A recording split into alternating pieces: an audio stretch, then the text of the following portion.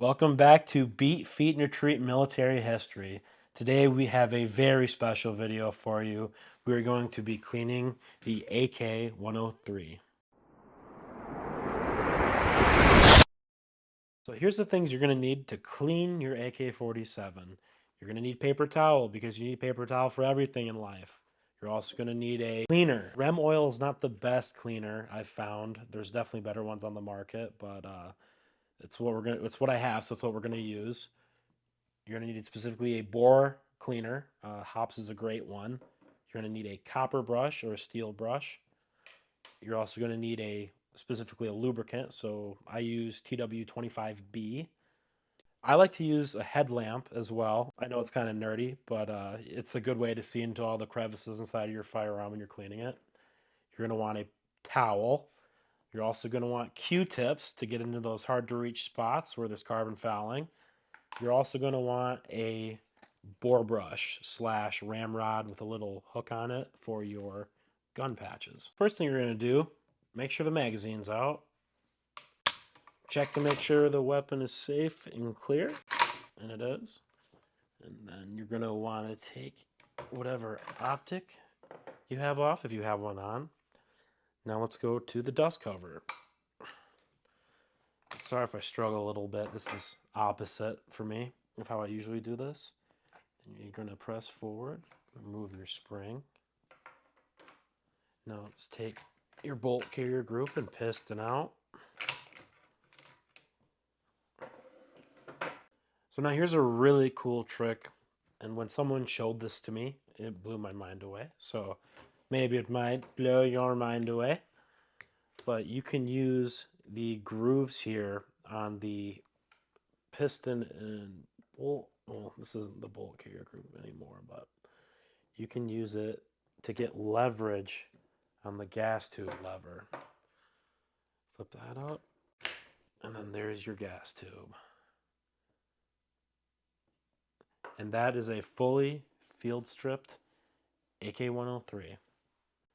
So we're going to start with cleaning the components I took off of the rifle first, and then we'll move to cleaning the inside of the receiver as well as the bore. So first I'm just going to get a nice layer of cleaner on everything. Spray some down into the gas tube as well as on the bottom side of the dust cover.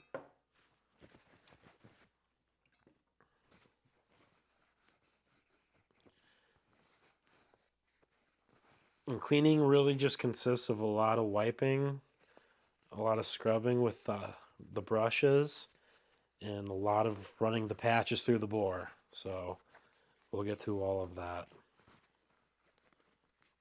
So I don't know if the camera picks it up, but I can feel it at least. There's like a raised kind of rough spot here. That's really calcified carbon fouling. So that's when you're going to want to use your brush and get that stuff off. And if it's not coming off, just switch to the steel brush. We're going to move on to the spring here. And for this, I kind of like to get my Rem oil going. And then I kind of like to thread it through the spring. And then you can kind of work your way all the way down to the bottom of the spring by twisting it.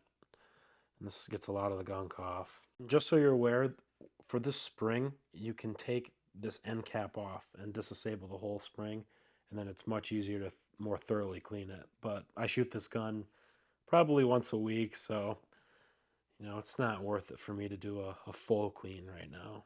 It's been said by those much wiser than me that you do not need to clean the inside of your gas tube, but my response is, why not? If you're going to clean the rest of your firearm, why not put in a little bit of extra effort and clean your gas tube? And it's a very simple, straightforward part to clean.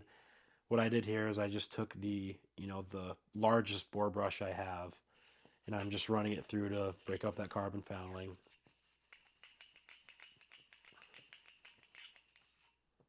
So now you're going to put your loop on, and then you're going to put your patch through. If I can get it through, hit it with a little bit of oil. And And then let's get in a shouty. Wrong word choice. Get in the gas tube.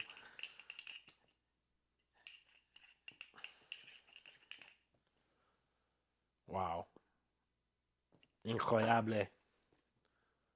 It might also be prudent to note that this is a KR-103 produced by Kalashnikov USA. It's the only clone that took the original blueprints from Kalashnikov in Russia, the actual blueprints from the AK-103, and then they used it to create the KR-103. And there has been a lot of flack recently about Kalashnikov USA's quality control issues, but we'll get into that in another video, as well as philosophy and specifically my setup and how I approach AKs, because they are a lot different than ARs. I wouldn't even put them in the same category wise, and they're often compared to each other, and I think that's kind of false. They kind of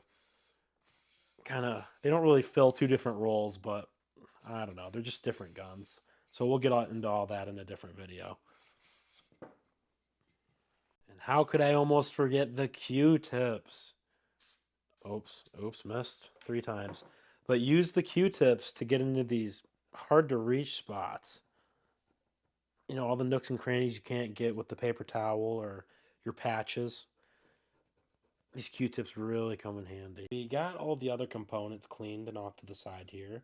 So now we're going to move on to the receiver. And thankfully, the inside of an AK-47 is very cavernous, as you can see. So there's room to get your fingers in here. And it also helps to come under from the mag well to clean.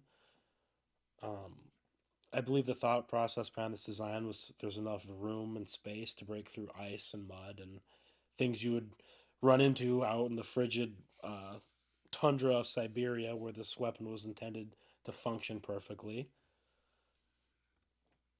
So thankfully there's enough room to clean. We're like on an AR-15, for example. It's very tedious and the spaces are much tighter. The AK is much easier to clean. So now let's clean the bore. So you're going to take your bore brush.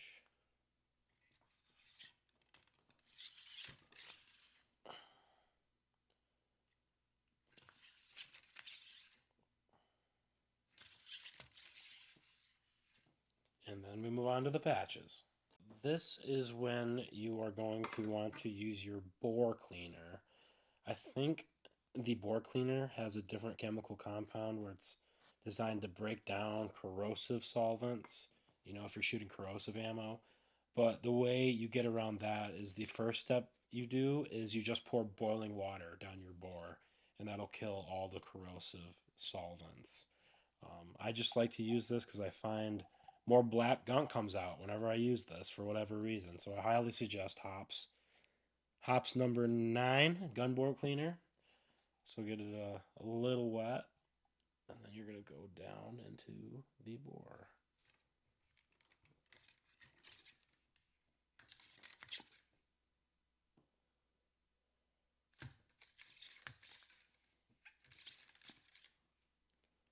It is actually not as dirty as it should be for whatever reason. Don't know what that means. So I ran the brush through as well as the patch here with the gun bore cleaner probably about 10 times. The patch will never ever come out completely white, so you know it's just pick your hill to die on type of thing. But what I do for my final pass is I use the Rem Oil right here, and I like to put the Rem Oil on the last coat because it prevents rust. And if your barrel's chrome lined, you know, that's not as much of an issue, but you know, just treat all your guns the same. Why not? Just show them all TLC. So now that we have the rifle fully cleaned, let's put some lubricant on it. So my rule of thumb here is I like to put a little bit of lubricant wherever there is wear marks. So the first thing we're going to do is get the gas tube back on.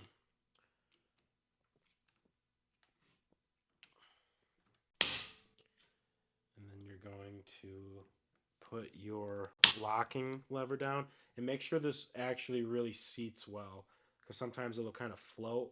You just saw how I just clamped it again and it really set. So then you can put your lever down, and if it's not going, remember, use the little groove right here, and you can get leverage on it, just like that. And now you're going to take your piston. Oops, not yet.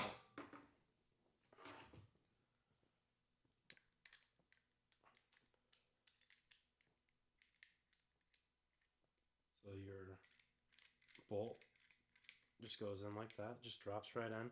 I like to take a little bit of lube and put it in here where the bolt rides. And then I also like to put a little bit back here on this cylinder and look it in. Now we can go and put the piston in.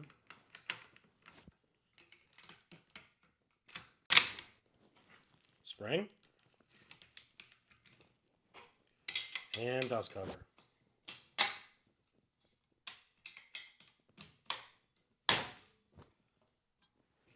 And that is a fully cleaned and reassembled AK-103. So one more thing before I let you go.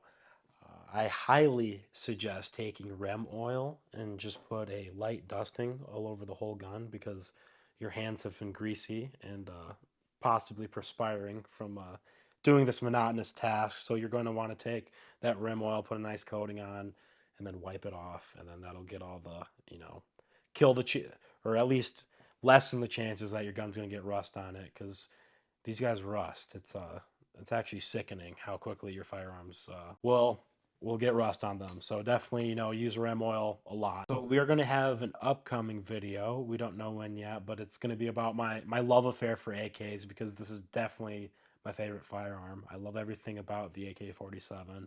Someday, I wish to have all the variants, which is an impossible want because there's so many of them.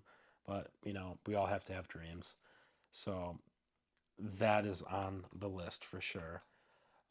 But we're also going to have a video, or probably in the same video, we're going to talk about the philosophy behind AKs and how I set them up, and just some tips and tricks for all things AKs, because they are so much different than AR-15s, and they're often compared to each other, which I think is kind of false. But we're going to talk about all that in another video. But I think that's all I have for you. So thank you for watching, and stay tuned to Beat, Feed, and Retreat Military History.